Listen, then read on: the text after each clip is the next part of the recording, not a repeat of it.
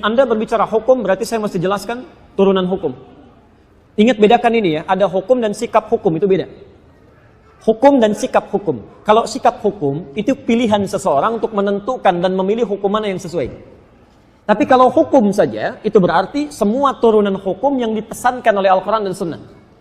Misal, hukum tentang bismillah, itu bisa dibaca 4 cara dalam sholat. Seperti saya terangkan tadi malam. Bisa dijaharkan, disirkan, tidak dibaca sama sekali, atau dibaca rakaat pertama, selanjutnya tidak. Tapi sikap kita terhadap itu memilih salah satu. Itu sikapnya. Nah, kadang-kadang mohon maaf, kalau hukumnya sudah ada pilihan, tapi sikap hukumnya berbeda, sepanjang dalam kerangka hukum itu tidak perlu kita kemudian berselisih. Sepanjang dalam kerangka hukum yang sama. Karena kita tidak mungkin memaksakan seseorang selalu sama dengan kita. Kecuali kalau pada hukum yang sifatnya satu dalil, satu contoh, dan tidak ada sikap lain kecuali itu saja. Seperti saya terangkan dalam kesempatan tadi malam. Nah, sekarang tentang kunut. Kisahnya dimulai di saat Nabi SAW dalam fase dakwah, ya, di awal-awal masa Islam di Mekah, tiba-tiba kedatangan tamu dari distrik Bi'ur Ma'unah. Bi'ur Ma'unah agak banyak ini. Ya. Menyampaikan bahwa, ya Muhammad, ya Rasulullah, di tempat kami orang-orang yang masuk Islam. Semuanya masuk Islam. Awal masa dakwah, kedatangan informasi satu desa, bedol desa masuk Islam. Kira-kira senang atau tidak?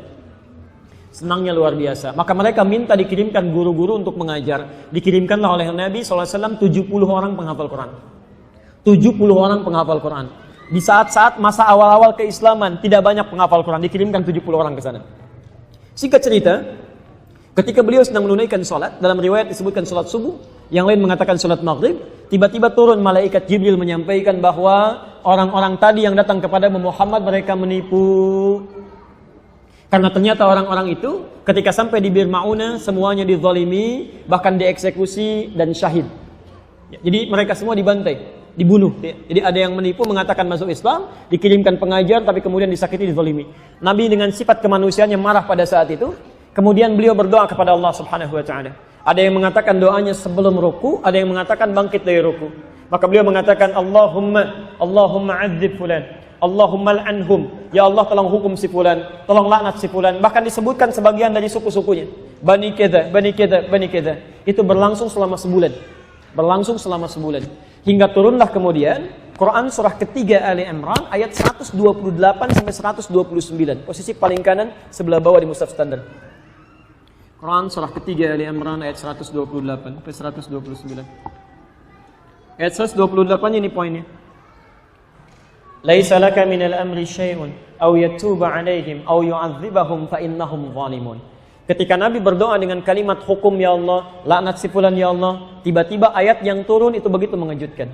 Muhammad, kamu tidak punya hak untuk menghukum seseorang atau melaknat seseorang karena dia pernah berbuat salah.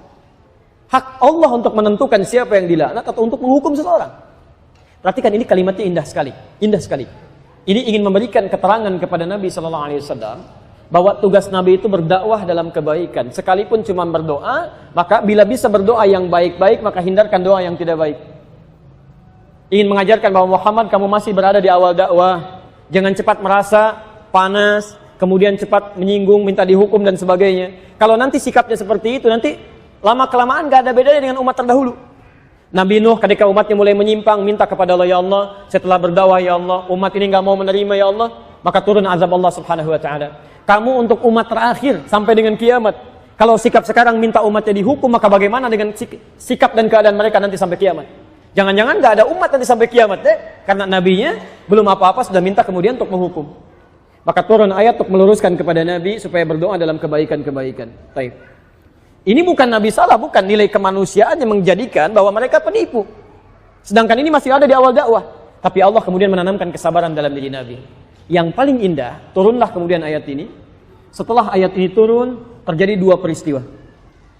Satu, Nabi tidak membacakan lagi doa tadi. Ya Allah, tolong laknat si fulan, ya Allah hukum si fulan. Tapi kemudian merubah doanya menjadi doa yang baik. Dalam bahasa Arab, sesuatu yang baik yang dimohonkan kepada Allah Subhanahu wa taala singkatnya disebut dengan kunut namanya. Kunut. Permohonan yang baik-baik sebagai ketaatan kepada Allah.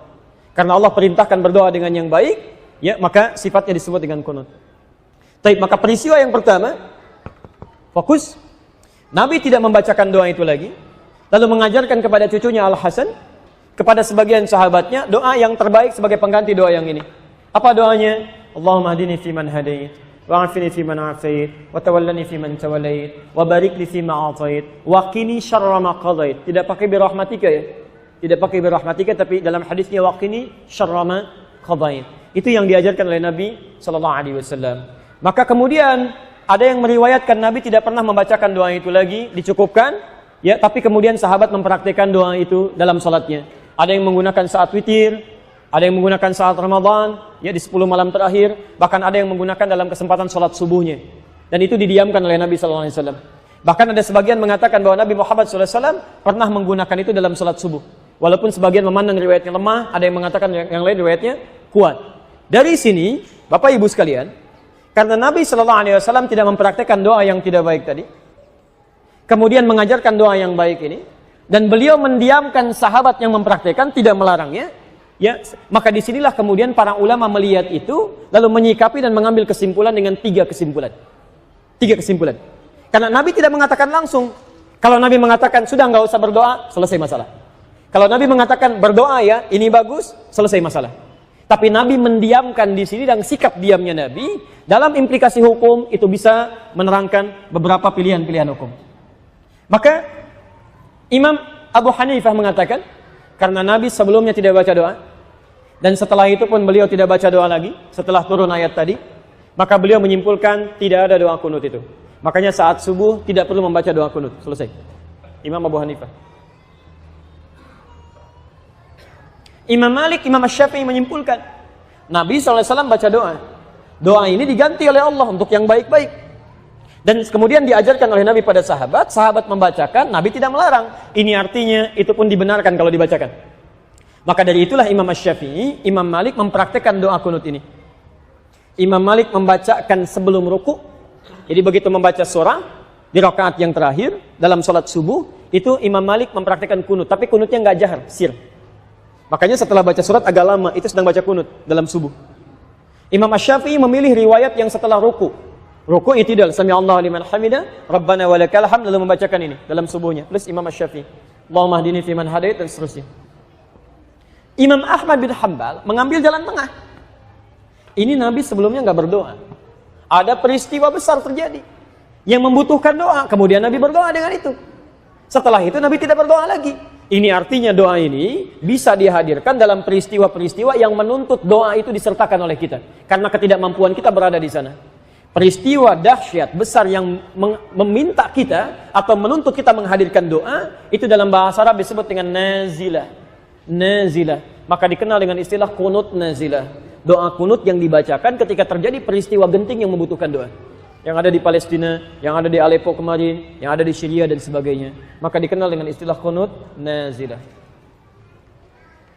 Tiga-tiganya disepakati oleh para ulama, baik di zaman itu sampai di zaman kini, ini ijtihad para ulama yang dibenarkan dan sah dilakukan ketika memilih satu di antara ketiganya. Karena Nabi memang memberi peluang yang sama untuk bisa mengerjakannya atau tidak sama sekali. Jadi, di masa bahkan Imam Syafi'i, beliau pernah berkunjung ke tempatnya Imam Abu Hanifah setelah beliau meninggal. Masya Allah Pak. Imam Syafi'i kunut. Abu Hanifah dan muridnya tidak. Begitu sampai ke tempat Imam Abu Hanifah, murid Imam Syafi'i mengatakan, ketika Imam Syafi'i diminta jadi imam, Syekh tafaddal, taumu bin nas, tusalli bin nas, Anda jadi imam. Murid Imam Syafi'i mengira Imam Syafi'i akan kunut. Mereka mengatakan pendapat kita akan unggul di sini. Tapi ternyata ketika sholat subuh, Imam Syafi'i tidak kunut. Tidak kunut. Apa kata muridnya setelah sholat? Syekh, lima lam taknut, kenapa Anda tidak kunut? Kata beliau, saya menghormati pendapatnya Imam Abu Hanifah yang berlaku di tempat ini. Masya Allah. Imam Syafi'i kunut, tapi ketika berkunjung di tempat yang tidak kunut, beliau tidak mempraktikkan kunut. Imam Ahmad bin Hanbal juga, Masya Allah. Beliau kunutnya nazilah, tapi ketika beliau berada di tempat Imam Syafi'i, beliau kunutnya kunut seperti biasa, bukan nazilah lagi. Jadi di sini indah sekali. Para ulama saleh, hafal Quran, menulis kitab hadis, dekat dengan Allah, saling menghormati satu sama lain. Walaupun beda pendapat, tapi masih bisa minum teh sama-sama, tersenyum sama-sama, dan ada dalam kebaikan. Antum bukan imam besar, jadi makmum juga jarang, hafal Quran juga tidak, hadis belum dituliskan, Masya Allah. Kenapa masalah ini jadi pada ribut? Yang kunut benar, yang tidak kunut benar, yang salah, yang tidak sholat subuh.